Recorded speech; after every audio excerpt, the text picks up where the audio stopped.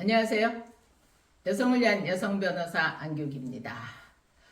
우리 시청자 여러분들 혹시 자기의 어떤 규칙 사유에 의하지 않고 내 차에 불이 났어요.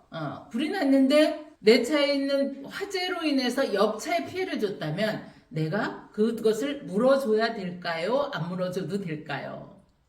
어떨 것 같으세요? 발화의 원인은 내 차에 있지만, 그래서 그 옆차가 훼손을 당했지만, 그것까지 책임을 져야 되나 하는 게 판례가 나와서 소개를 해드리려고 합니다. 아직까지 구독, 좋아요 못하신 시청자 여러분들께서는 꼭 눌러주시고 함께 해주시면 큰 도움이 되겠습니다. 서울중앙지방법원에서 있었던 판례인데요.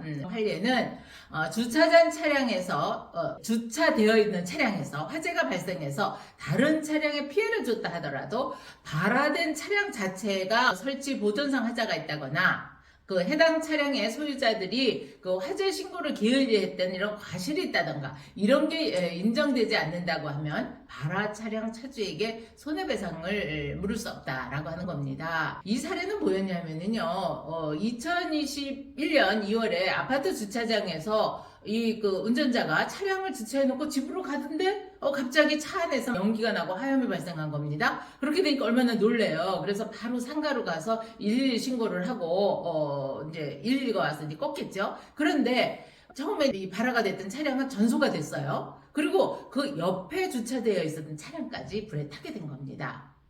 그 옆차 차량의 보험사가 그 DB손해보험이었는데요. DB손해보험은 자차 담보로 이 차량에 대한 보험금을 지급하고 그 처음에 발화가 됐던 차주가 가입돼 있었던 거 하나 손해보험을 상대로 해서 구상금 청구 소송을 낸 거죠.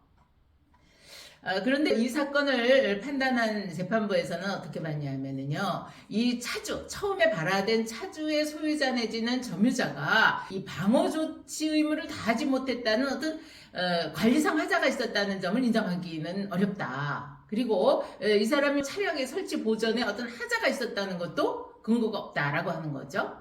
그 다음에 화재는 차량 계기판 하부 주변의 기기 또는 배선의 정기적 요인에 의한 것으로 추정이 된다. 그런데 그 정기적 요인이나 어떤 정기적 요인이 발생한 원인이 명확하게 밝혀지지 않았다.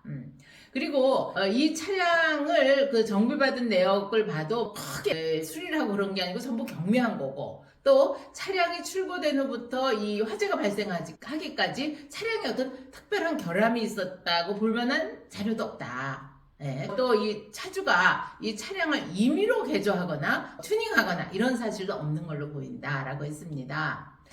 그러니까 옆차의 그 보험회사에서는 온갖 것을 다 주장을 했겠죠. 그래서 처음에 팔아된 차량의 그 차주가 구입 당시 포함되지 않았던 블랙박스를 설치를 했던 모양입니다. 그러니까 그것까지 문제를 삼으니까 그 블랙박스 설치한 그것만 갖고는 이 차량이 통상 갖춰야 될 안정성을 갖추지 못한 상태에 있었다고 단정하기 어렵다라고 했습니다.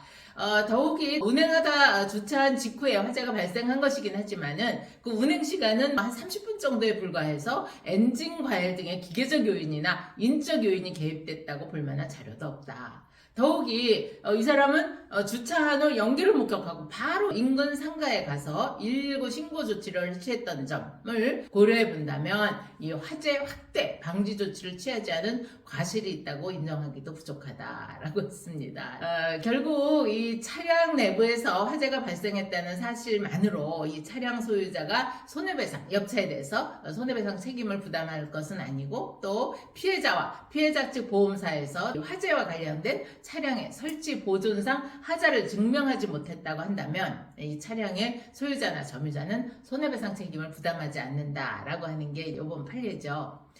우리 시청자 여러분들께서 주의해서 보셔야 할 것은 이 차같이 무조건 내 차에서 이 발화가 돼서 옆 차에 손해를 입었을 때 무조건 책임을 안 진다가 아닙니다. 여기에서 보면 여러 가지 요인들을 살폈죠.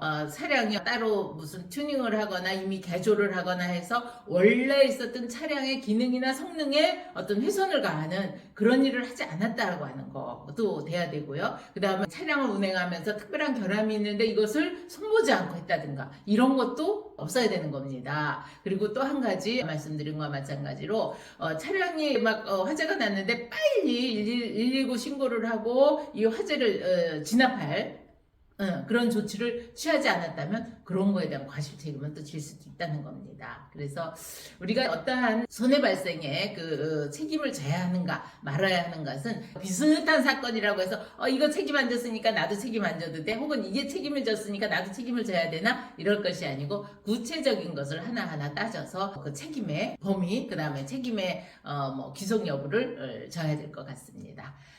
행복한 하루 되시고요. 아직까지 구독, 좋아요 못하신 분들은 꼭 눌러주세요. 감사합니다.